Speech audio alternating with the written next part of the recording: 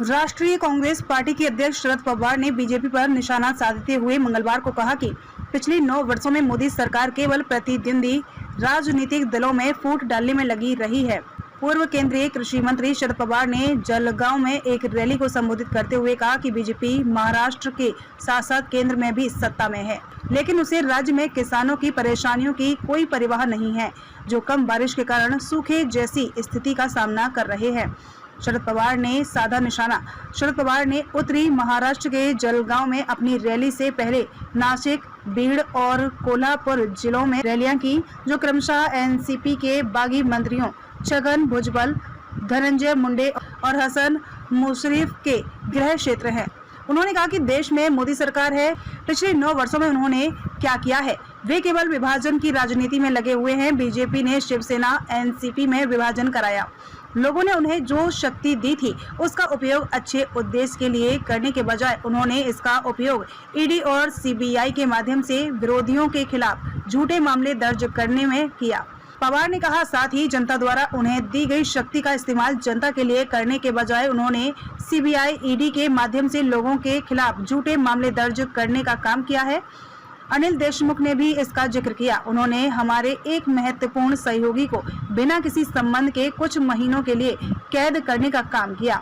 नवाब मलिक को भी कैद कर लिया गया। कईयों को जेल में डाल दिया गया, लोगों द्वारा दी गई शक्ति का उपयोग करने के बजाय, ताकि लोग सम्मान के साथ जी सके। बीजेपी ने शक्ति का दुरुपयोग किया। मीरा भाईंदर पुलिस कर्मियों पर बेरहमी से हमला करने के बाद मीरा रोड में केंद्रीय अपराध शाखा इकाई की हिरासत से एक चोर के भागने के 24 घंटे से भी कम समय में 27 वर्षीय चोर को अपराध शाखा इकाई की एक टीम ने फिर से गिरफ्तार कर लिया। आरोपी की पहचान हैफल कालू अली उम्र 27 वर्ष के रूप में हुई है, जो एक आदतन अपराधी है, जिसे साइकिल और अन्य चोरी के मामलों में कथित संलिप्तता के लिए आगे की पूछताछ के लिए हिरासत में लिया गया था। वह सोमवार देर रात करीब 1:30 बजे केंद्रीय अपराध शाखा इकाई की हिरासत से भाग गया था। अली को हथकड़ी लगाई गई और 2 पुलिस कर्मियों द्वारा मीरा रोड में अपराध शाखा कार्यालय में ले जाया गया।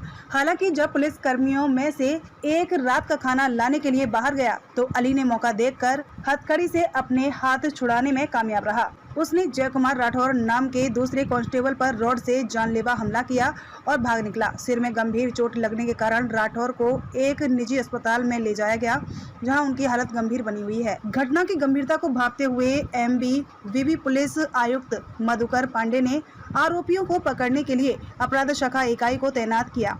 पुलिस निरीक्षक अविराज कोरहड़े के नेतृत्व में एक टीम ने आरोप पर ध्यान केंद्रित करने से पहले 100 से अधिक क्लोज सर्किट टेलीविजन कैमरों को स्कैन किया, क्योंकि वह रात लगभग 9:30 बजे पश्चिम बंगाल में मालदा के पास अपने मूल स्थान की ओर जाने वाली ट्रेन में चढ़ने वाला था कि गिरफ्तार कर लिया गया।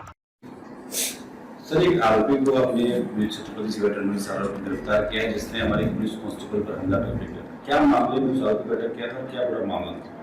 ये हैफल कालू अली नाम का आरोपी है। ये साइकिल चोरी का सराइत आरोपी है। इस पे साइकिल चोरी के पहले के भी कुछ गुने दाखिल है और अभी भी कुछ गुने उसे ऊपर होने वाले थे। उसके लिए हमने उसको ताबे में लिया था, लेकिन उसी दौरान उसने रात को मौके का फायदा लेके वो दौड़ से हमारे जो अमलदार है जय कुमार राठौर, उन पे हमला किया।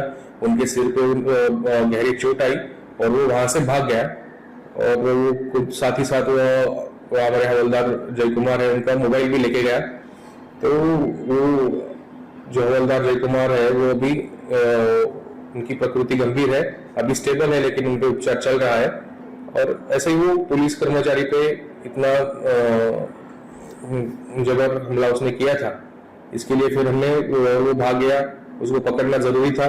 इसके लिए क्राइम ब्रांच के 7 टीम बनाए थे और लोकल पुलिस स्टेशन के 3 टीम बनाए थे, जिसमें मीरा रोड और काशीमीरा का भी था।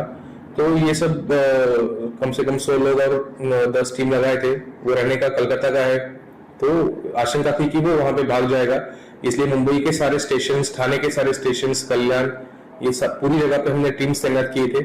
तो वो टेक्निकल एनालिसिस के ऊपर से उसका लोकेशन मिला कि वो सीएसटी के आसपास है। तो 12 गुना दाखिल होने के बाद 12 घंटे के अंदर हमने उसको सीएसटी से पकड़ लिया है, जो कि वो भागने की और भाग के पश्चिम बंगाल को जाने की तैयारी में था। उसी पहले उसको क्राइम ब्रांच की टीम ने दबोच लिया है। ठीक है। बागेश्वर महाराज को इंस्टाग्राम पर पोस्ट कर जान से मारने की धमकी, भक्त हुए नाराज। पिछले 2 साल से लगातार चर्चा में रहने वाले बागेश्वर महाराज को इंस्टाग्राम पर पोस्ट कर जान से मारने की धमकी देने की बात सामने आई है। इस मामले में अंबरनाथ में बागेश्वर धाम सरकार के महाराष्ट्र संयोजक अभिजीत करंजुले पाटिल ने मामला दर्ज कराया है। अंबरनाथ थाने में शिकायत प्रेस कॉन्फ्रेंस में संतोष शिंदे ने बताया कि पोस्ट वायरल कर समाज में कलह पैदा करने वाले समाज कंटकों के खिलाफ सख्त कार्यवाही करने के लिए पुलिस में शिकायत दर्ज कराई गई है। बागेश्वर धाम सरकार महाराष्ट्राचे संयोजक श्री अभिजीत गुलाबराव करंजुले पाटील यांच्या माध्यमातून आज पत्रकार परिषद घेण्यात आली। अभिजीत गुलाबराव करंजुले पाटील यांचे मामा यांचा दुःखनिधन झाले, ते आज पत्रकार परिषदेमध्ये नाही आहेत। आज पत्रकार परिषद घेण्याचा उद्देश की बागेश्वर धाम जे धीरेंद्र शास्त्री यांना जीवे मारण्याची धमकी दिली, ह्या घटना समाजकंटकांमध्ये जो प्रचार होतोय तो कुठेतरी थांबण्यात यावा, त्यासाठी पत्रकार परिषद घेण्यात आली। घटना ही 1 तारखेला घडलेली आहे। इंस्टाग्रामवर ह्या माथे फिरूंनी जीवे मारण्याची धमकी दिली। आमची प्रमुख मागणी आहे की अशी घटना कुठेही घडू नये आणि अशा ज्या व्यक्ती ज्या समाजात ते निर्माण करतात त्यांच्यावर कडक कारवाई करण्यात यावी। महाराष्ट्रात 100 ठिकाणी त्यांच्यावर गुन्हे दाखल करण्यात आले आहेत। अन्सारी या व्यक्तीने 1 तारखेला श्री बागेश्वर महाराजांना जीवे मारण्याची धमकी दिली आहे। या धमकी मागे देणारा जो व्यक्ती आहे त्याला अटक झाली, पण त्याच्या मागे जो कोण सूत्रधार आहे त्याची सखोल चौकशी करून त्या व्यक्तींवर कडक कारवाई झाली पाहिजे, ही प्रमुख मागणी आम्ही बागेश्वर धाम सरकारच्या वतीने करण्यात आली आहे। तुम्ही आता या बाबतीत कुणाला निवेदन देणार आहे? या बाबतीचं निवेदन माननीय DCP ACP वरिष्ठ पोलीस निरीक्षक यांना देण्यात आलेली आहे की ह्या घटनेचा जे कोण सूत्रधार आहेत त्यांच्यावर आपण कडक कारवाई करून त्यांच्या मागे कोण आहे हे आपण शोधून लवकरात लवकर त्याचा निकाल लावावा ही मागणी केलेली आहे। मागणी पूर्ण न झाल्यास तर पुढचं पाऊल काय असेल? मागणी पूर्ण न झाल्यास आमचे महाराष्ट्र संयोजक जे आहेत अभिजीत गुलाबराव करंजुले पाटील यांच्या माध्यमातून त्या महाराष्ट्रभर एक जन आंदोलन करण्यात येईल।